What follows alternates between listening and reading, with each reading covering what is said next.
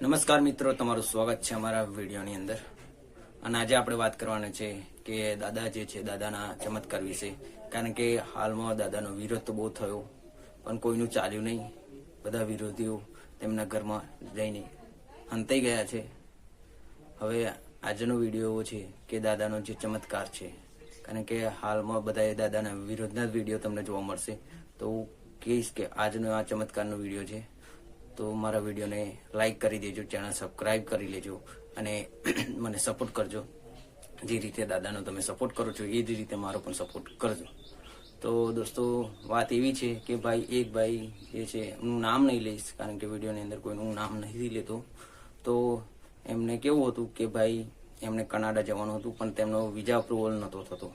તો એ દાદાના ધામમાં આવે છે, દાદાને રિક્વેસ્ટ કરે છે કે દાદા તમે મારું આ કામ કરો, મારો વિઝા જે છે અપ્રુવલ કરો, કારણ કે મારો વિઝા અપ્રુવલ થતું નથી.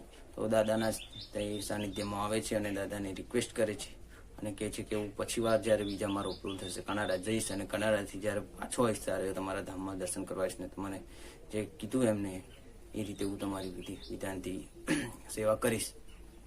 એટલે દાદાના જે રીતને અમને માનતા માની હતી, અને થોડા સમયની અંદર તેમનો વિઝા પણ લાગી ગયો અને તે હાલમાં તે કનાડા છે અને ત્યાં ઘેર રહી અને જોબ કરી રહ્યા છે.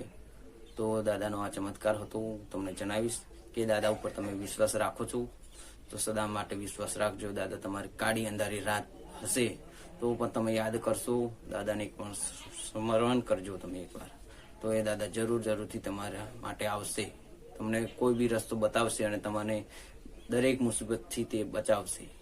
નમસ્કાર મિત્રો, જો આ વિડીયો ગમ્યો હોય તમને તો મારા વિડીયોને લાઈક કરી દેજો, મારી ચેનલ સબસ્ક્રાઈબ કરી અને મારા વિડીયોને શેર કરજો, જેથી કરીને ઘણા લોકો જે વંચિત રહી જાય છે આવા ચમત્કાર તેમને સાંભળવા કે જોવા નથી મળતા, એવા લોકો સુધી આ મારો વિડીયો પહોંચાડજો. નમસ્કાર મિત્રો, જય સુરત.